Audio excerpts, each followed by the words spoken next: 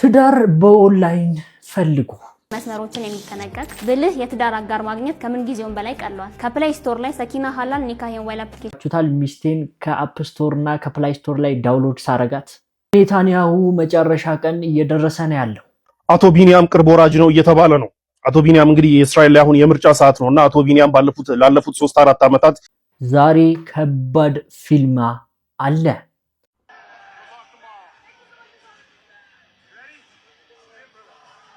ኢስላም ማካቼቭ እንግዲህ እንደሚያሸንፍ ሁሉም እየጠበቀ ይገኛል። ጀግና ወንድማችን አላሁ አክበር አላሁ አክበር። ብዙዎች ወደ ኢስላም እየገቡ ነው ያሉት።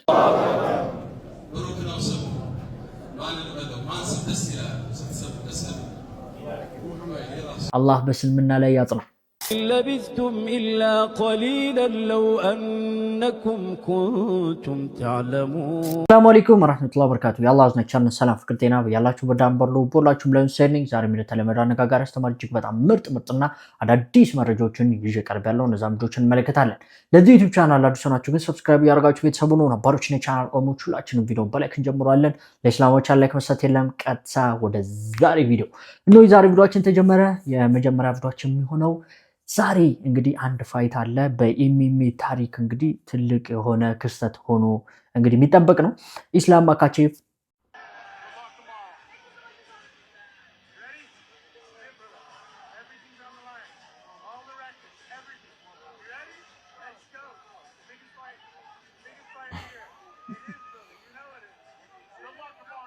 maybe for you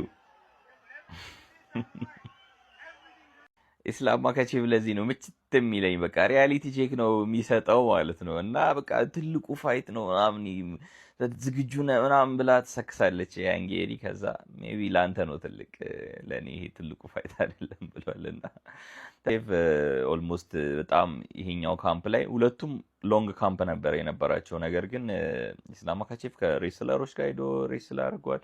ከእንደገና ኖርማል ቲሙ ከነ ሀቢብ ጋርም ሰልጥኗል። ከእንደገና ቴኳንዶም ኪክ ላይ የተለማመደ ነበርና ኦልሞስት ላይክ እንደ አቬንጀር ኢንፊኒቲ ስቶኖቹን እንደ መሰብሰብ ነው ስኪሎቹን አንዱ ጋር ይሄዳል ከዛ መጨረሻ ላይ ነው የነ ሀቢብ ጋር ትሬን ያደርገው ማለት። ከዛ ከቦክሰሮችም ጋርም ባይዘ ከሱ ቁመት በላይ የሆኑት ላይት ሄቪዌት ምናምን ከሆኑ ቦክሰሮች ጋርም በጣም ስፓር እያደረገ ነበረ። ባይዘ ኢስላም ማካቼቭ ይህንን ፋይት የሚያሸንፍ ከሆነ ሌላ አንድ የሚሰብረው ሪከርድ አለ። እሱንም ዘ ሎንገስት ዊን ስትሪክ ብዙ ተከታታይ ጊዜ በዩኤፍሲ የሚያሸንፈው ፋይተር ይሆናል። ከረንትሊም እኮ አንደኛ ነው፣ ግን ከማጋ እኩል ነው ከአንደርሰን ሲልቫ ጋር በ16 ተከታታይ ፋይት ዩኤፍሲ ብቸኛ ሁለቱ ናቸው። እንግዲህ ማሽና ኢስላምን ማየት ከፈለጋችሁ 11 ሰዓት ተኩል ጠዋት ተነስታችሁ እንግዲህ ፕሮባብሊ የነ ኢስላም ፋይት የሚሆነው 12 ሰዓት ከሩብ አካባቢ ነው የሚሆነው። ግን እናንተ እንዳሰሙ ከ11 ሰዓት ተኩል ጀምራችሁ ቁጭ ብላችሁ መጠበቅ ያለባችሁ ፋይት ነው። ገብቷችኋል አይደል? እንደተመለከታችሁት እንግዲህ ያው ኢስላም የማሸነፍ እድሉ ከፍተኛ ነው።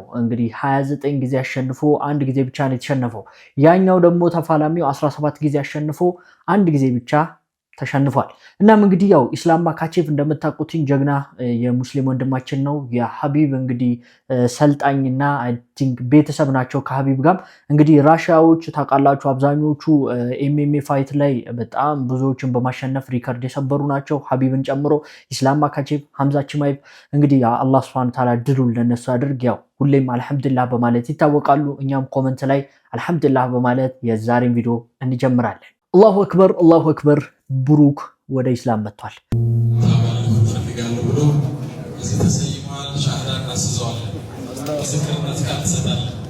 አሽሀዱ አላ ኢላሃ ኢለላህ ወአሽሀዱ አነ ሙሐመደን ረሱሉላህ መሰክራለሁ ከአላህ ውጭ በእውነት የሚገዙት ጌታ እንደሌለ ሙሐመድም የአላህ ባሪያውና መልእክተኛው ናቸው። ኢየሱስም የአላህ ባሪያውና መልእክተኛው መሆኑን መሰክራለሁ። አላሁ አክበር አላሁ አክበር።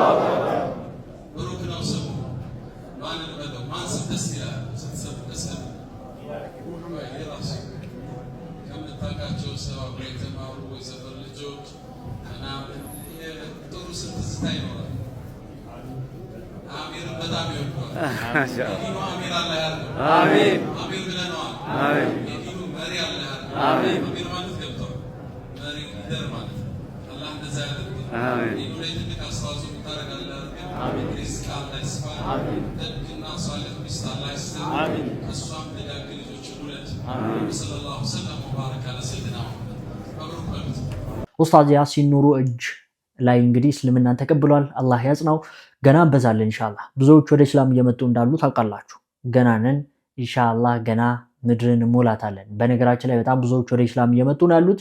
በዓለም ላይ የሙስሊሞች ቁጥር እየበዛ ነው ከጊዜ ወደ ጊዜ በጣም በፍጥነት እና መሐመድ የሚለው ስምም እንግዲህ ከዓለም ስሞች ውስጥ አንደኛ ደረጃውን እየያዘ ይገኛል። አልሐምዱሊላህ ረብል ዓለሚን አልሐምዱሊላህ በጣም ደስ ብሎኛል። አንድ ነገር እንመለከታለን። እሱ ምንድነው? ሀገራችን ውስጥ የተቀሰቀሰውን እንግዲህ የሴቶች መብት ማክበር ጉዳይን በተመለከተ ይሆናል። ዘውዱ ሀብቱ ገዳዮች ነፃ መለቃቃቸውን አስመልክቶ እንግዲህ ያው ሰሞኑን ሶሻል ሚዲያ ላይ በጣም እንቅስቃሴ አለና ያንንም አስመልክቶ እንግዲህ ይህን ውሳኔ የወሰነው የትግራይ ፍርድ ቤት እንግዲህ ማስተባበያ ወይም ደግሞ ዲፌንስ አውጥቷል። እናም ስቴትመንት አውጥቷል። ጉዳዩ መሰላችሁ ኦገስት 2023 ላይ አካባቢ ዘውዱ ሀብቱ የምትባል ሴት ትግራይ ውስጥ ማለት ነው ጾታዊ ትንኮሳ ወይም ደግሞ ጾታዊ ጥቃት ሊደርስባት ሲል ሬዚስት ታደርጋለች ወይም ደግሞ ትከላከላለች። ከዛ በኋላ ድራግ ትደረግና ወይም ደግሞ በመኪና ተጎታ ከዛ ህይወቱ ያልፋል። እናም ያው ይህን ነገር አስመልክቶ በጣም በጊዜው መነጋገሪያ ሆኖ ነበር። እናም ሰዎቹ ተይዘው የእድሜ ልክ ስራ ተፈርዶባቸው ነበር ሁለት ልጆች ማለት ነው። እናም ከሰሞኑን ኦገስት 5 ላይ ማለትም ከጥቂት ቀናት በፊት ሐምሌ 29 ማለት ነው እነዚህ ሰዎች በትግራይ ሱፕሪም ኮርት ነፃ ሰው ተብሎ የእድሜ ልክ ስራ ተፈረደባቸው ላይ ነፃ ሰው ተብሎ ተለቀው ነበር። እናም የትግራይ ሱፕሪም ኮርት የሚለው ምንድነው ኢንዲፔንደንት ወይም ደግሞ ገለልተኛ በሆነና ኢምፓርሻል በሆነ በአዲስ ምርመራ ይህንን ቨርዲክት ሬንደር አድርገናል ወይም ደግሞ ይህንን ውሳኔ ሰጥተናል። የሚገርመው ነገር ኮርቱ ወይም ደግሞ ፍርድ ቤቱ ማለት ነው ይሄ ነፃ ያስባላቸውን ኤቪደንስ ስፔሲፋይ አላደረገም ባወጣው ስቴትመንት ላይ the court did not specify in its statement the evidence that led to the acquittal ወይም ደግሞ እንደነገርኳችሁ ነፃ የሚያስብላቸውን ነገር ውሳኔ ያስወሰነውን ኤቪደንስ ወይም ደግሞ መረጃ ማለት ነው ስፔሲፋይ አላደረገም ወይም ደግሞ ለይቶ አላወጣም ባወጣው ስቴትመንት ላይ ነው። እናም ይሄን አስመልክቶ ነው ከሰሞኑ እንደዚህ አይነት ንቅናቄ የተጀመረው። ፍርድ ቤቱ ምሮ የሚለው ሶሻል ሚዲያን ተጠቅማችሁ ጁዲሻል ኢንስቲትዩሽን ወይም ደግሞ የዳኝነት ስርዓቱ እነሱን አታክ ለማድረግ እየሞከራችሁ ነው እና በውሳኔዎች ቅሬታ ካለባችሁ በሚገባው መልኩ ምንድነው የሚባለው ይሄ ይግባኝ አስገብታችሁ ነው መሄድ ያለባችሁ እንጂ ሶሻል ሚዲያ መጠቀም ብቻ እንደዚህ አይነት ነገር ነው ስቴትመንት ያወጣው ፍርድ ቤት። ነገር ግን እንደቀደም እንደነገርኳችሁ የዘውዱ ሀብቱ ገዳዮች አሁን ላይ ነፃ ሰው ተብሏል። ሁለቱም እድሜ ልክ ተፈርዶባቸው የነበራችሁ ሰዎች አሁን ላይ አኩዌትድ ሆነዋል። እነዚህ የምትመለከቷቸው በሙሉ የገዛ ልጆቻቸውን የደፈሩ አባቶች ናቸው። ሰላም አለይኩም ወራህመቱላሂ ወበረካቱ። በእርግጥ እንደዚህ አይነት ዜናዎችን መስማት አላህ በሚያውቀው በጣም ነው የሚያመው። በጣም ነው የሚያመው፣ በጣም ነው ደግሞ የሚያስጠላው። ዘመናችን ምን ያክል ወደታች እየዘቀጠች መሆኑን ነው የምንረዳበት።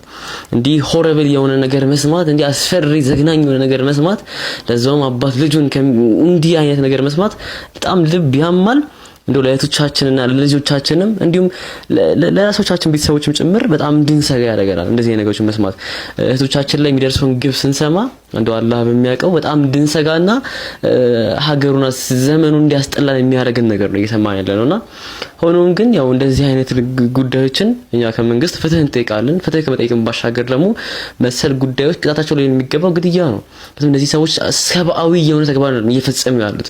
ለእነዚህ ሰዎች አግባብነት ያለው ቅጣት ስለምናም እንደሚነግረን ኦኬ ሸሪዓም እንደሚያስረዳን ለእንደነዚህ አይነት እንደው ከሰብአዊ አእምሮ የወጣ አስተሳሰብ ላላቸው ሰዎች ቅጣታቸው ግድያ ነው ሊሆን የሚገባው ማለት ነው። ሆኖም ግን እንደው እነዚህ አይነት ሰዎችን እንተዋቸውና ስለምንና እስቲ ስለ ሴቶች ምን ይላል? ሴቶች ሊኖራቸው የሚገባው ክብር ምንድነው? ይኸው እስልምና ይንገረን። አምላካችን አላህ በሱረቱ ኒሳ ምዕራፍ 4 አንቀጽ 19 ላይ ይናገራል። እናንተ ያመናችሁ ሰዎች ሆይ አለ ሴቶችን ያስገድዳችሁ ሆናችሁ ልትወርሱና ግልጽን መጥፎ ስራ ካልሰሩ በስተቀር ከሰጣችኋቸው ከፊሉን ልትወስዱ ልታገሏቸውም ለእናንተ አይፈቀድም አለ አምላካችን አለ። ምን አለ? ከውርስ ልትቀንሱባቸው አይፈቀድም። ለነሱ መጥፎ ስራ ልትበድሏቸው መጥፎ ስራ ልትሰሩባቸው አይፈቀድም። መሐመድ ሰለላሁ ዐለይሂ ወሰለም ሊሞቱ ሲሉ የመጨረሻ አደራቸው አደራ ሴቶቻችሁን አደራ ብሎ ነው የወሰነው መሐመድ ሰለላሁ ዐለይሂ ወሰለም። ስለዚህ ሴቶች ጉዳይ ላይ ወየውላችሁ አትበድሏቸው ያለ ጌታ አምላካችን አለ። ከዛ ቀጥሎ አለ በመልካምም ተናኗሯቸው አለ። ምን አለ? በመልካም ተናኗሯቸው ወአሺራቱሁነ ቢልማዕሩፍ አለ። በቃ በመልካም ተናኗሯቸው ከሴቶች ከእህቶቻችሁ ጋር ከልጆቻችሁ ከሚስቶቻችሁ ከእናቶቻችሁ ጋር በመልካም ተናኗሩ አለ ጌታ አምላካችን አለ። እንዲሁም ከዛ ባሻገር ደግሞ ጦርነት ላይ ማን መገደል እንደሌለበትና በቃ በጣም ንጹሃኖች ክፍል ሊነሱ እንደሚገባ ከዛም ባለፈ በጦርነት ጊዜ ላይ ሴቶችና ህፃናት እንዳይገደሉ ሲናገር አምላካችን ይናገራል። በምዕራፍ 4 አንቀጽ 75 ላይ ወማ ለኩም ላ ተቃቲሉነ ፊ ሰቢልላህ አለ በአላህ መንገድና ከወንዶች ከሴቶችና ከልጆችም የሆኑትን ደካሞች እነዚያን አለ ምን አለ ከሴቶች አለ ከልጆች የሆኑት ደካሞች እነዚያን ጌታችሁን ሆይ ከዚች ባለቤቶቿ በዳይ ከሆኑት ከተማ አውጣን ካንተም ዘንድ ለኛ አሳዳሪን አድርግልን ካንተ ዘንድም ለኛ ረዳትን አድርግልን የሚሉትን ለማዳን የማትጋደሉት ለናንተ ምን አላችሁ አለ ለነዛ ሰዎች እነርሱ ለማዳን ለምንድነው ማትጋደሉት ሴቶች ሲጨፈጨፉ ያያችሁ ህፃናት ሲገደሉ ያያችሁ ይህን ጨቆናና ብለን ለምን ማስቆማቀታችሁ ያለ አምላካችን አልወቀሳል ወማለኩና ተቃቲሉን ለምን ማትጋደሉት ኦኬ ሴቶች እየተበደሉ ስታዩ ያ ረብ እርዳን እያሉ እየጮሁ ስታዩ እናንተ ዝም ብሎ ለምን እንዴት ያስችላችኋል ዝም ብሎ መመልከት ሴቶቻችን በደልና ግፍ ይያለ ጌታ አምላካችን አላህ ቁርአን ላይ ራሱ ሲወቅሰን ይሄን ግፍ እንደው ዝም ብሎ የሚያልፉ ሰዎች ይሄን ወቀሳ ሲያሰርፍባቸው እንደመለከታለን እንግዲህ ሴቶች መፍታቸው እየተከበረላቸው አይደለም በጣም ብዙ አባቶች ልጆቻቸውን ጭምር እየደፈሩ በጣም የሚዘገንን ነገር እየሰማን ነበር እንግዲህ የሴቶች መፍት ይከበር የሚል እንቅስቃሴ መጀመሩ ይታወቃል እሱም እንግዲህ አሁን ላይ ጥሩ ደረጃ ላይ የደረሰ ያለበት ሁኔታ ቢኖርም ነገር ግን ይህንን ነገር ያስጀመሩት ፌሚኒስቶች ናቸው ፌሚኒስቶች ደግሞ ሴቶችን ከእምነት መለየት ይፈልጋሉ ሴቶች እምነትን እንዳይከተሉ ከእምነት ማስወጣት ይፈልጋሉ ስለ ፌሚኒስት ብዙ ነገር ብያችኋለሁ ትላንትና በለቀኩት ቪዲዮ ነገር ግን ሁላችንም ልንጠነቀቃቸው ይገባል የሴት ልጅ መፍትን ሁሉም ሰው እንግዲህ ወንድም ሴትም ሳይል ሊታገለው ይገባል ከግብ ሊያደርሰው ይገባል እንግዲህ ሴቶች መጨቆን የለባቸውም እስልምናም ስለ ሴቶች ብዙ ጊዜ ይናገራል ሴት ራሷን የቻለ የቁርአን ምዕራፍ አላት ነገር ግን ወንድ ልጅ ራሱን የቻለ የቁርአን ምዕራፍ የለው አላህ Subhanahu Wa Ta'ala ለሴት ልጆች ትልቅ ቦታና ክብር ሰጥቷል ነብዩ ሰለላሁ ዐለይሂ ወሰለም ሴቶችን ያከብሩ ነበር ሴቶችንም እንድናከብር አዘውናል ለዓለማት የተላኩት የዝነት ነብይ ማለት ነው ስለዚህ ሁላችንም ቤት ውስጥ እንግዲህ ባሎች እንደዚሁም ደግሞ አባቶች ወንድሞች ሴት እህቶቻችሁን ልጆቻችሁን ሚስቶቻችሁን እንደዚሁ እናቶቻችሁን ልትጠብቁ ይገባል እንደዚሁም ከሴቶች ጥቃትና ከፌሚኒስቶች አስተሳሰብ ራሳችሁን ልትጠብቁ ይገባል ወደ ቀጣይ ቪዲዮ እንሄዳለን የትም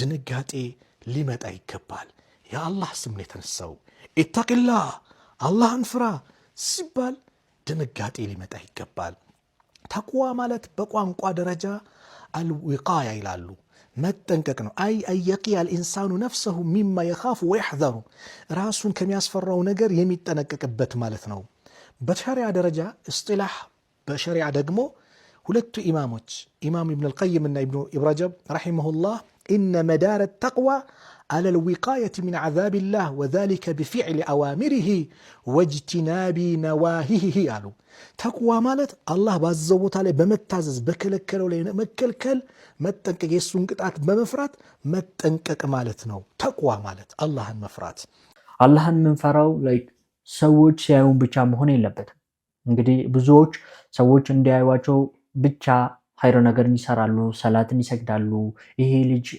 ጎበዝ ነው ኢማን አለው እንዲባል ብዙ ሰው ብዙ ነገር ያደርጋል ነገር ግን አላህ Subhanahu Wa Ta'ala ደግሞ ሁሉ ነገር ተመልካች ሆነ ጌታ ነው አላህ Subhanahu Wa Ta'ala በልባችን ውስጥ እናስበው ንያችንን እያንዳንዱን ነገር ያውቃል ስራችን በንያችን ነው የሚከፈለን እኛ አላህ Subhanahu Wa Ta'ala እንግዲህ ሳንፈራ ሰዎችን ብንፈራ ምንም ጥቅም የለም ስለዚህ አላህ Subhanahu Wa Ta'ala የምንፈራበትን ቁዋ ይስጣን እንደዚሁም ንያችንን ቀልባችንን አላህ Subhanahu Wa Ta'ala ያስተካክልልን እንዲታችን አንድ መልእክት ያስተላለፈችልን ትገኛለች ይሄን ቪዲዮ ከመፖስተቴ በፊት ያአላህ ይሄንን ቪዲዮ በጣም ለተከከለኛው በጣም ላስፈልገው ለሚያስፈልገው ሰው አድርስልኝ ብዬ ዱዓ አድርጌያለሁና ይሄ ቪዲዮ ከደረሳችሁ ምናልባትም አላህ Subhanahu Wa Ta'ala ይሄን መልእክት እንዲደርሳችሁ ፈልጓልና ጨርሳችሁት ምንድነው አላህ Subhanahu Wa Ta'ala ሁሉንም ባሮቹን ሙእሚኖችን በተለይ ሳይፈትን አይተዋቸው። ምክንያቱም ዱንያ ላይ ከተፈተኑ ነው አኺራ ላይ ያላቸውን ሽልማታቸውን መውሰድ የሚችሉትና ያ እንደሚያስፈልጋቸው እንደሚሻላቸውም ስለሚያውቅ ደግሞ ይፈትናቸዋል ሙእሚን ባሮቹን። ሲፈትነን ደግሞ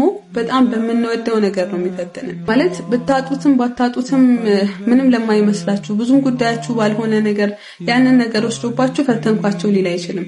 የምንወደውን ነገር ነው ሲነካብን ያኔ ነው መፈተን የሚሆነውና አላሁ ሱብሓነሁ ወተዓላ እንደ ረሱላችንን ሰለላሁ ዐለይሂ ወሰለም በጣም በትልቅ ነገር ፈተናቸው። ማለት የሆነን ዱንያዊ ነገር ወይም ሌላ ነገር አይደለም የወሰደባቸው፣ ወህዩን አቋረጠባቸው። ማለት ለረሱላችን ሰለላሁ ዐለይሂ ወሰለም በቃ እንደዛ ወህይ ትልቅ ነገር የለም። አላሁ ሱብሓነሁ ወተዓላ ምንም ማስጠንቀቂያ ሳይሰጣቸው ጅብሪል ለተወሰነ ጊዜ ላልመጣ እችላለሁ ብሎ ሳይነግራቸው ብቻ ያ ወህይ ተቋረጠ እና በጣም ከባድ ነበረ። በጣም ጨነቃቸው፣ በጣም አዘኑ። ሁላ ሰዎች አላህ ሱብሓነሁ ወተዓላ እኮ ሙሐመድን ጠላው አሰናበተው በቃ ትቶታል ብለው እስከ ማውራት ደረሱ። ከዛ በጣም ከመጨለም በኋላ ግን ንጋቱ መጣና አላህ ሱብሓነሁ ወተዓላ አልተውኩህም እኮ አልጠላውህም ብቻ ብሎ አልነበረም ያላቸው። ይልቁንስ ማለ አላህ ሱብሓነሁ ወተዓላ ወሁወ አስደቁል ቃኢሊን ከተናጋሪዎች ሁሉ እውነተኛው ከመሆኑ ጋር መማል የማያስፈልገው በቃ ከእውነተኝነቱ የተነሳ ከመሆኑ ጋር ግን ማለላቸው ሊያረጋግጥላቸው ለነሱ እሳቸውን እኮ አላህ አሰናበታቸው ላሉት ለነዛም ሊያረጋግጥላቸው ብሎ አላህ ሱብሓነሁ ወተዓላ ማለ እና አንዴ ብቻ አይደለም ማለ፣ ሁለት ጊዜ ማለ። በጣም ትልልቅ የሆኑ ሁለት ትልልቅ መሐላዎችን ማለላቸው። ወዱሃ በዱሃ ምላለው በረፋድ ወቅት ምላለው አለ። ይሄ ረፋድ ወቅት የሚባለው ዱሃ ወቅት ቀን ውስጥ ካሉ ከቀኑ ክፍለ ጊዜ በጣም የሚያምረውና በጣም ቆንጆ የሆነው ወቅት ነው።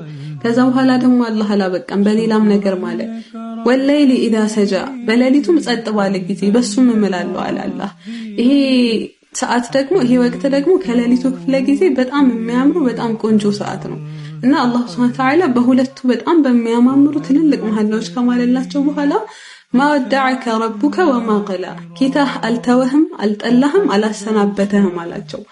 ከዛ ግን ጨመረላቸው ወለልአኺረቱ ኸይሩን ለከ ሚነል ኡላ ጌታህ በዚህችም ዓለም አላሰናበተህም አልጠላህም ደግሞ ወለልአኺረቱ የቀጣዩ ዓለም ደግሞ ከዚህኛው ዓለም ይልቅ ላንተ የተሻለና በላጭ ነው አላቸው።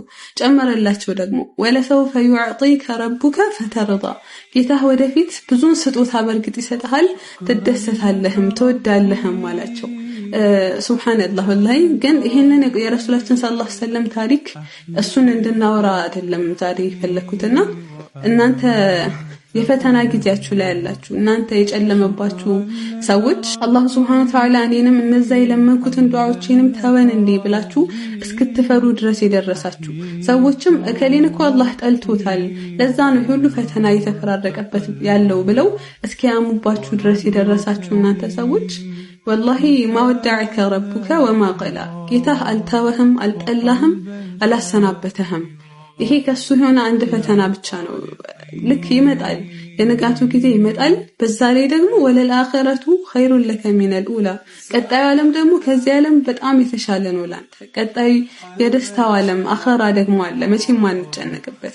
በዛ ላይ ደግሞ ወለሰውፈ ዩዕጢከ ረቡከ ፈተርዳ ጌታህ ወደፊት ብዙን ስጦታ ይሰጥሃል ትደሰታለህም። አላሁ ሱብሓነሁ ወተዓላ እነዚህን አንቀጾች ረሱሉን ሰለላሁ ዐለይሂ ወሰለም በሳቱ ካጽናናበት በኋላ በቃ ያልተተውት ይልቁንስ እስከ ቂያም ቀን ድረስ በሚነበብ መጽሐፍ ውስጥ ተካተው ከትውልድ ትውልድ እየተላለፈ ያሉት ለዚህ አይነት የፈተና ሰዓቱ ላይ ላለሰው አላህ ሱብሓነሁ ወተዓላ ጠላኝ አሰናበተኝ እንዴ ብሎ ስጋት ላይ ላለሰው አይደለም ወደፊት ደግሞ የሚገርም ጊዜ ይመጣል።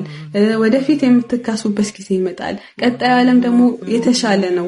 በዛ ላይ ይሄ ፈተናም ቢሆን አላህ ሱብሓነሁ ወተዓላ እንደጠላችሁና እንዳሰናበታችሁ የምታዩበት አይደለም ብሎ ሊነግር አሁን ድረስ በሚነበብ ወደፊትም በሚነበብ ቁርአን ውስጥ አላህ ሱብሓነሁ ወተዓላ አስቀምጦታልና ማወዳዐከ ረቡከ ወማ ቀላ። በዛ ላይ ደግሞ አላህ ሱብሓነሁ ወተዓላ ይሄን ቪዲዮ በጣም ላስፈለገው ሰው አደርስልኝ ብዬ ፖስትኩት እና እናንተ ጋር ደርሷልና ይሄንን የአላህ ሱብሓነሁ ወተዓላን መልእክት ያዙ።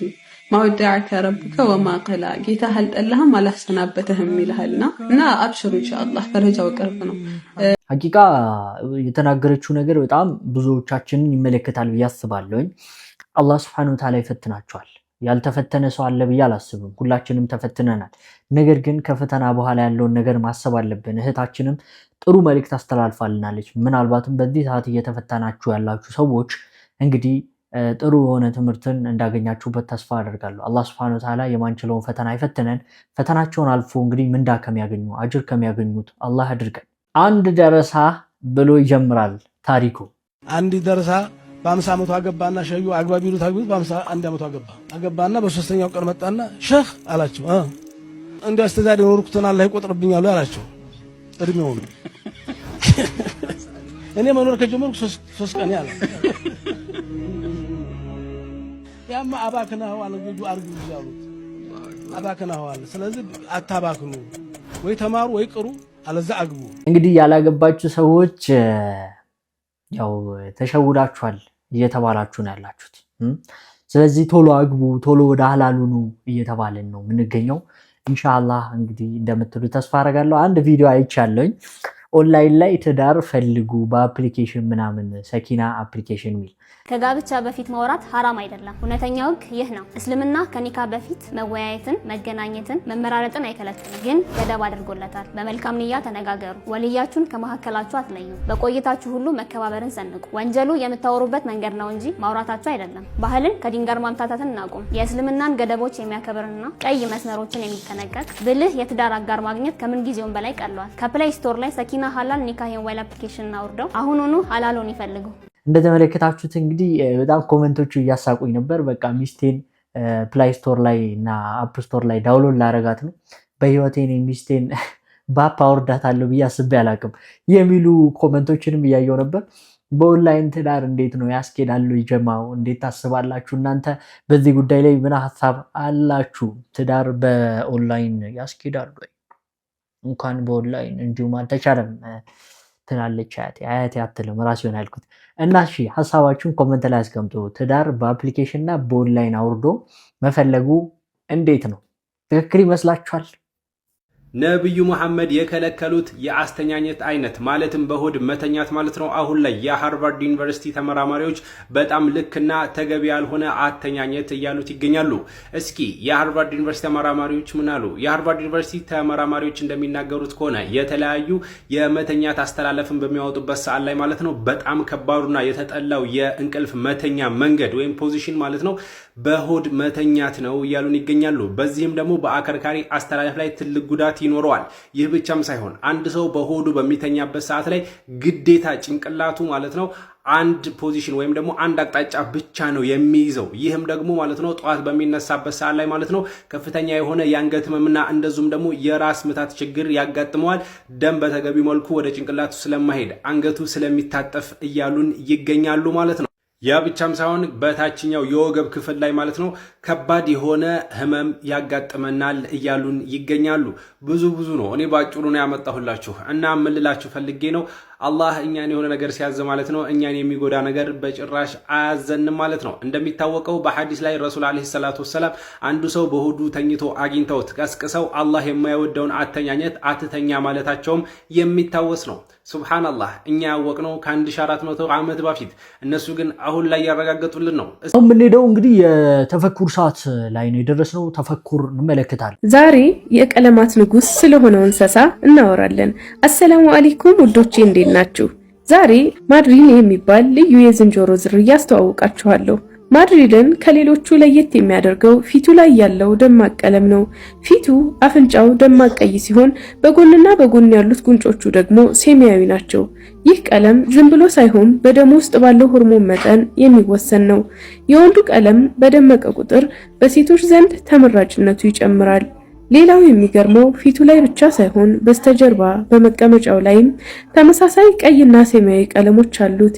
ይህም በጫካ ውስጥ ጥቅጥቅ ባሉ ዛፎች መካከል ሲጓዙ ሌሎች እንዲከተሉት እንደ መብራት ሆኖ ያገለግላል። ሱብሃንአላህ። ማድሪሎች በዓለም ላይ ትልቁ የዝንጀሮ ዝርያ ናቸው። ወንዶቹ ማድሪሎች ልክ እንደ አንበሳ ረጅምና ስለታም የመንጋጋ ጥርሶች አሏቸው። እነዚህ ጥርሶች የሚያሳዩት አብዛኛውን ጊዜ ለማስፈራራት ቢሆንም ጥርሳቸውን ማሳየት አንዳንዴ ፈገግታ ወይም የሰላምታ ምልክትም ሊሆን ይችላል። ማድሪዶች በቡድን ነው የሚኖሩት። ቡድናቸውም ሆርድ ይባላል። በአንድ ቡድን ውስጥ በመቶዎች የሚቆጠሩ አንዳንዴ ከ600 እስከ 800 ማድሪዶች አብረው ሊኖሩ ይችላሉ። ይህም በዝንጀሮዎች ታሪክ ውስጥ ካሉ ትላልቅ ማህበራዊ ስብስቦች አንዱ ነው። ማድሪዶች ሁሉንም ነገር ይመገባሉ። ፍራፍሬዎች፣ ቅጠሎችና ነፍሳትን ይበላሉ። አንዳንዴ ትናንሽ አጋዘኖች አይጦችንም ሊያድኑ ይችላሉ። ምግብ የሚያከማቹበት ልክ እንደ ሽኮኮ የጉንጭ ከረጢት አላቸው። ይህም ምግብ አግኝተው ጠላት ከመጣባቸው ሳይወጡት በጉንጫቸው ይዘው እንዲሸሹ ይረዳቸዋል። የሚኖሩበት አካባቢ አብዛኛውን ጊዜ በምዕራብ፣ በመካከለኛው አፍሪካ፣ ጋቦን፣ ካሜሮን እና ኮንጎ በሚገኙ ጥቅጥቅ ያሉ የዝናብ ደኖች ውስጥ ይኖራሉ። ሱብሃንአላህ እንዳላችሁበት ተስፋ አደርጋለሁ። ያው ታሪኮቹ እጅግ በጣም አስገራሚ ናቸው። ሱብሃንአላህ እያለን እንግዲህ አሁን የኡስታዞችን ዳዋና እንደዚሁም ደግሞ መልእክታቸውን ተከታትለን እንመጣለን። ይህችን አያስተውላት። ሱብሃንአላህ ወነክቱብ ማ ቀደሙ ወአሳረሁም ይላል ፊ ሱረት ያሲን። እንጽፍላቸዋለን ይላል አላህ ያስቀደሙትን የሰሩትን መልካም ጥሩ ስራ እንደዚሁም ደግሞ ፋናቸውንም ፈለጋቸውንም እንጽፍላቸዋለን ብለዋል። በዚህ እግርህ ወዴት ነው የምትሄደው? ወደ ዳንስ ቤት ይጻፍብሃል ሐራም ቦታ በመሄድ ወይስ ወደ መስጂድ ነው የምትሄደው? ወደ መስጂድ ከሄድክ ይጻፍልሃል፣ በኸይር ሐሰናት መዝገብህ ላይ ታገኘዋለህ ማለት ነው። አው የምትሰራው ስራ ሁሉ ጠቃሚ መሆን አለበት። አሁን ነሽር ማድረግ በራሱ ኮፒ ሊንክ ሼር አድርግ ማለት ሰው በጣም እየከበደው እኮ ነው አይደል? ለኸይር ነገር እዛው ቁጭ ብሎ እኮ ዳዕዋ እንኳን ማድረግ የማይችል ሰው ብዙ አጅር እያለፈው ነው። አሁን ባረከላሁ ፊኩም እኛ ሰውን ስናስተዋውቅ፣ ዱዓቶችን ስናስተዋውቅ፣ ኸይር የሚናገሩ ሰዎችን ስናስተዋውቅ ይሄ ነገር ቀሪ ነው። ሁሌ ሰዎች በሰሙትና በተጠቀሙ ቁጥር አንተ ቀብርህ ድረስ አጅሩ ይመጣል ማለት ነው። ዛሬ አንድ ወንድም አስተዋውቃችኋለሁ። አቡ ኡወይስ ናፊያድ ቃሲም ይባላል። አዳማ ላይ የሚኖር ወንድማችን ነው። ቁርአን ቤት አለው፣ ሙረቢ ነው፣ አስተማሪ ነው፣ ኡስታዝ ነው፣ ሼክ ነው። የሱ አዲስ የቲክቶክ ቻናል ያው ከፍቷልና ሁላችንም ፎሎ፣ ኮፒ፣ ሊንክ ሼር እያደረገን እናበረታታው ማለት ነው። ባረከላሁ ፊኩም። ወሰላሙ አለይኩም ወራህመቱላሂ ወበረካቱ። ትንሽ ዱንያ ምክንያት ልባችሁን ተሰማችሁ አዘናችሁ እንደ እናንተ አንሳሮች አሉ። ሰላሚ አላ ማረፊያ ላይ ለደሙ ሞገስ ለጠይባው ዘይኔ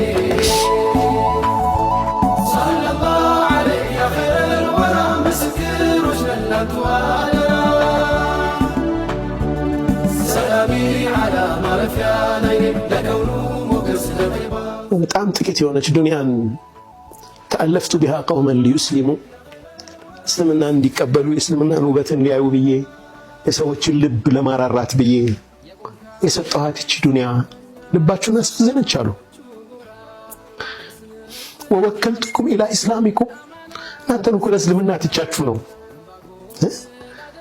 ሌሎችን ይህንን ነገር ስሰጥ እኮ እናንተን ለእስልምና ትቻችሁ ነው እኮ። አላ ተርደውነ ያ ማዕሸረ አልአንሳር አን የዝሀበ ናሱ ቢሻቲ ወልበዒር ወተርጀዑነ ቢረሱሊላሂ ፊ ሪሓሊኩም። ሰዎች ግመልና ፍየል በግ ይዘው ሲሄዱ እናንተ የአላህን መልእክተኛ ይዛችሁ ወደ ጓዛችሁ መመለስ አትፈልጉም እንዴ? አያስደስታችሁም ይሄ አሏቸው። ፈወለዚ ነፍሱ ሙሐመድን ቢየዲህ የሙሐመድ ነፍስ በእጁ በሆነች ጌታ እምላለሁ ለውለል ሂጅራ ለኩንቱ ምርአን ሚነል አንሳር። ሂጅራ ባይኖር ኖሮ ከአንሳሮች አንዱ ሆን ነበር አሉ ነቢ ሰለላሁ ዐለይሂ ወሰለም። ወለው ሰለከ ናሱ ሽዕበን ሰዎች አንድ ጎጥ ይዘው ቢፈሱ ወሰለከቲል አንሳሩ ሽዕበን አንሳሮች ደግሞ በሌላ ጎጥ ቢሄዱ ለሰለክቱ ሽዕበል አንሳር የአንሳሮችን ጎጥ ነበር የምቀላቀለው። በቃ ወዳችኋለሁ እኮ እናንተ ለእኔ ትልቅ ቦታ ያላችሁ። ከዛ ምን አሉ? አላሁመ አርሐሚል አንሳር ጌታዬ ሆይ የመዲና ሰዎችን አንሳሮችን እዘንላቸው። ወአብናአ አልአንሳር የአንሳሮችን ልጆችም እዘንላቸው። ወአብናአ አብናአ አልአንሳር አንሳሮችን ልጆችን ዙሪያቸውን በሙሉ እዘንላቸው ብለው ዱዓ አደረጉ። ይህንን ሲሰሙ አንሳሮቹ ጺማቸው እስከሚርስ ድረስ አለቀሱ። ረዲና ቢረሱሊላሂ ቀስመን ወሐበን አሉ። ረሱል ዓለይሂ ሰላቱ ወሰላም የደለደሉትን ድልደላ ወደን ተቀብለናል፣ ደስተኞች ነን አሉ። ያ የተበላሸ ልብ፣ ያ መጥፎ ስሜት ላይ የነበረ ልብ በነብዩ ሰለላሁ ዐለይሂ ወሰለም ጥበብ የተሞላበት የእዝነት ንግግር ታከመ። የእሳቸውን ውለታ ቆጥረው ዝም አላሉ። እሱ አያክምም ነበር። አየህ አላህ ውትወታን ይወዳል፣ እንደ ሰው ልጅ አይደለም። ሰው ልጅ ሲወተወት ይጨንቀዋል አይደለም፣ ስትጠይቁት ይሰለቻል። አላህ ደግሞ በተቃራኒው ነው። ለምኑኝ ይላል፣ ውትወታን ይፈልጋል። ለዚህ ነው ኢማም ኢብኑል ቀይም አልጀውዚ ላ ተስአሙ ቁፈ ባብ ረቢከ ወለው ጡሪት ይላል። አላህ በር ላይ ቁመህ መቆርቆርና አትሰልች፣ ብትባረር እንኳን ይላሉ። አንድ ቀን ለሷሊሆቹ በሩን መክፈቱ ስለማይቀር ተለጥፈህ እንኳን ትገባለህ ይላል። እድሉን መጠቀም መወትወትን ይፈልጋል አላህ ሱብሓነሁ ወተዓላ። ለምን የኛን ድምጽ መስማት ስለሚፈልግ ኻሊቅ አልኸውን ልባችንን ፍላጎታችንን ወደሱ መውሰዳችንን ስለሚፈልግ በዛ ስሜት ያን ስናድርግ ደግሞ እሱ አሁንም ተቀባይ የሆነ ጌታ ስለሚቀበል ሀጃ ስላለን ብቻ ሳይሆን አላህ ሀጃዎችን ስለሚፈታ ችግሮችን ስለሚቀርፍ የልባችንን ስለሚሞላ ዱዓችንን ስለሚቀበል አላህን ለምነው ላለው አላህ ዱዓቸው ከሚቀበላቸው ጥሪያቸውን ከሚሰማቸው የጠየቁትን ከሚሞላላቸውና ለነሱ የሚበጃቸውን ከሚሰጣቸው አላህ ያድርገን።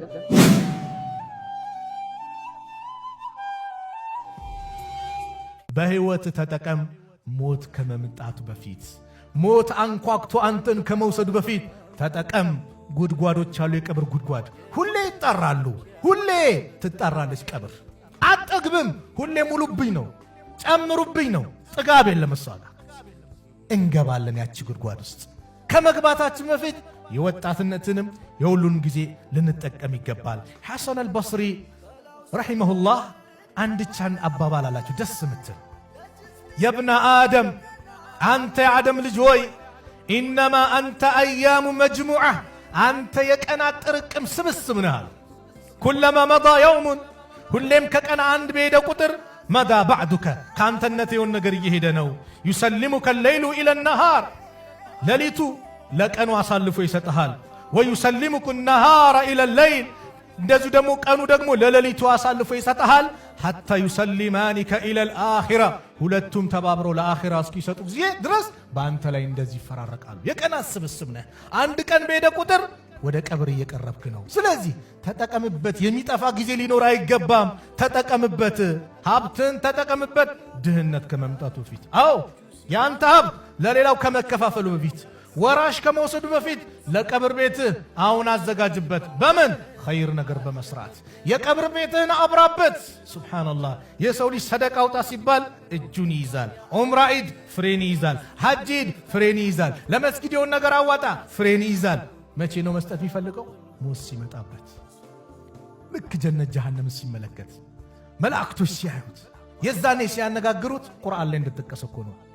ወአንፊቁ ሚማ ረዘቅናኩም እኛ ከሰጠናችሁ ሳይለግሱ ሚን ቀብል አን ያእትየ አሐደኩሙል መውት አንዳችሁ ላይ ሞት ከመምጣት በፊት ፈየቁል ከማለት በፊት ረቢ ጌታዬ ወይ ለውላ አኸርተኒ ኢላ አጀሊን ቀሪብ ዱንያ ላይ ትንሽ ጊዜ ብሰጠኝ እንደው እድሉን ብሰጠኝ ፈአሰደቀ ይላል ሰደቃ ወጣ ነበር ይላል። እምቢ ያለውን ሰደቃውን እሰጣለሁ ይላል። ወአኩም ሚነ ሳሊሒን ከደጋጎችም እሆናለሁ ይላል። ለምን ያ ሰዓት ይላሉ ዑለማዎች ከስራዎች ሁሉ ትልቅ ስራ ብሎ የሚታየው ሰደቃ ነው። ነቢዩም ተናገሩ ሰለላሁ ዐለይሂ ወሰለም አንድ ሰው አፍያ ሆኖ ሰላም ሆኖ የሚሰጣት አንድ ዲናር ትበልጣለች ሞት ሲመጣበት ከሚሰጠው 100 ዲናር። ያማ የወራሽ ነው። በቃ ሞት የመጣ ጊዜ የወራሽ ነው፣ ያንተ አይደለም። ወንጀል ሲደጋገም ደግሞ ይለመዳል፣ ይወደዳል። ሰው ልጅ ወንጀልን ደግሞ ደጋግሞ ሲሰራ ሰውነት ወንጀሉን ይለምደዋል፣ ከመልመድ ከፍ ብሎ ይወደዋል። ይህ ደግሞ እንዳይተውብቱ በር ይዘጋል። ሳያቅድ ሳያስብ ወንጀል ላይ የወደቀ ሰው ቶሎ ተውበት የማድረግ እድሉ ሰፊ ነው። ወንጀልን የዕለት ተዕለት ስራው ያደረገ ልማዱ ያደረገ ሰው ወንጀል ከሰውነቱ ጋር ይዋሃዳል፣ ይላመዳል። ተውበት ማድረግ እጅግ በጣም ለሱ ከባድ ይሆናል። ሲበዛ የዕለት ተዕለት ስራ ሲሆን የዕለት ተዕለት ንግድ ሲሆን ደግሞ የአላህን እርግማን ያስከትላል፣ የመላእክቶችን እርግማን ያስከትላል። ወንጀል የሚሰሩ አላህና መልእክተኛው የከለከሉትን ሆን ብለው የሚዳፈሩ አላህ ይረግማቸዋል፣ ረሕመቱን ይነፍጋቸዋል።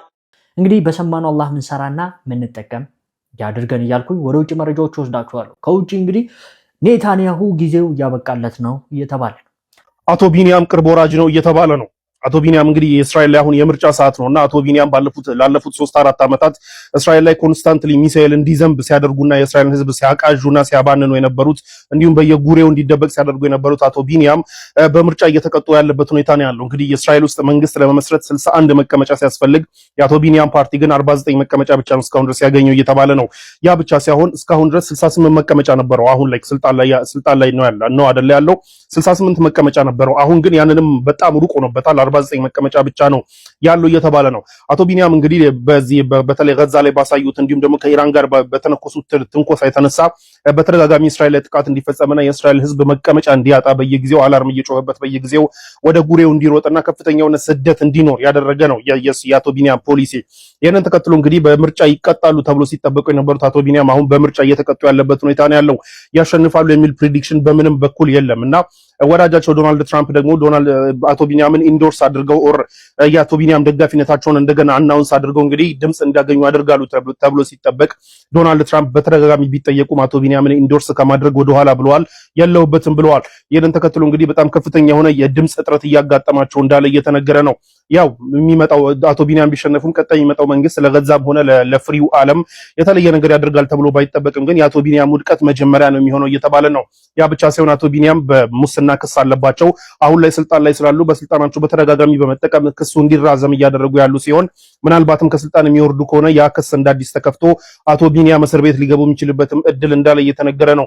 ከዚህ በፊት እንደምታውቁት ከዶናልድ ትራምፕ ጋር በነበራቸው ውይይት አቶ ቢኒያም ከነሚስታቸው አሜሪካ ላይ ፐርማነንት ሬዚደንስ እንዲሰጣቸው ጥያቄ ሁሉ እስከ መጠየቅ ደርሷል። ከስልጣን ከወረድኩኝ በሙስና ታሰራለሁ ብለውና ያ ነገር ሪያሊቲው እየመጣ ሳይሆን አይቀርም እየተባለ ነው። ለማንኛውም ኦክቶበር ላይ ፋይናል ምርጫው እንግዲህ ሲታይ አቶ ቢኒያም የሚወድቁ ከሆነ ደግሞ አይገስ ዊልስ የእስራኤሉ ጠቅላይ ሚኒስትር ቤንጃሚን ኔታንያሁ እንግሊዝን እስላማዊት ሪፐብሊክ እንግሊዝ ማለታቸው እጅግ በጣም የሚዲያዎችን ትኩረት ስቧል። የእስራኤሉ ጠቅላይ ሚኒስትር ቤንጃሚን ኔታንያሁ ከእስራኤሉ ፖድካስት ቻናል ጋር በነበራቸው ቆይታ ላይ እንደተናገሩት ከሆነ እስላማዊት ሪፐብሊክ እንግሊዝ ብለው ከጠሯት በኋላ እንግሊዝ ማለት ኒውክለር የታጠቀች ሙስሊም ሀገር ሆናለች ብለው ጭምር ተናግረዋል። ከቅርብ ጊዜ ወዲያ ማለትም የእንግሊዙ የቀድሞ ጠቅላይ ሚኒስትር የአርሰናል ደጋፊ የነበረው ኬር ስታርመር እሱን የተካው አዲሱ ጠቅላይ ሚኒስትር እንግሊዝ ላይ ጠበቅ ያሉ እርምጃዎችን እንዲወሰዱ እየጠየቀ ይገኛል። ከዚህ በፊት እንደምታውቁት እንግሊዝና እስራኤል መካከል እጅግ በጣም ጥብቅ የነበረ ሪሌሽን ነበራቸው፣ የመደጋገፍ የመተጋገዝ ማለት ነው። ታዲያ ከቅርብ ጊዜ ወዲህ ግን እንግዲህ የዓለም ሀገራት እስራኤል ላይ ፊታቸውን እያዞሩ እንደሆነ ሁላቸው የምታውቁት ነገር ነው። ካዞሩ ትልቅ ሀገራቶች መካከል ደግሞ አንዷ ደግሞ እንግሊዝ ነች። እንግሊዝ እስራኤል በፍልስጤማውያን ላይ ወሰደችው ያለችውን የዘር ጭፍጨፋ እጅግ በጣም የተቃወመች የምትገኝ ሀገር እንዲሁም ደግሞ ማዕቀብም ጭምር እንዲጣል እያነሳሳቸው የምትገኝ ሀገር ነች። ታዲያ ይህን አቋሟን የተመለከቱት ቤንጃሚን ኔታንያሁ ናቸው እንግሊዝን ኢስላማዊት ሪፐብሊክ እንግሊዝ ሲሉ እየጠሯት ማለት ነው። ከዚህ ባሻገር እንደምታውቁት እንግሊዝ ውስጥ እጅግ በጣም ትልልቅ ባለስልጣናቶች ሙስሊም ባለስልጣናቶች ወደፊት እየመጡ እንደሆነ ታውቃላችሁ። የለንደኑ ከንቲባ ሳዲቅ ካንም ጨምሮ ማለት ነው። ከዚህም ባሻገር ደግሞ እጅግ በጣም ሙስሊሙ ፖፑሌሽን እጅግ በጣም ከፍ እያለም ጭምር እንደሆነ ሁላችሁም የምታውቁት ነገር ነው። ባለፈው ከ3 ዓመት በፊት አንድ መረጃ ነገራችሁ ነበር። በሀገር እንግሊዝ ለተከታታይ 3ኛ ዓመት ነው አይደል ካልሳኩኝ ካረሳሁትኝ እንደዛ ነበር የነገርኳችሁ።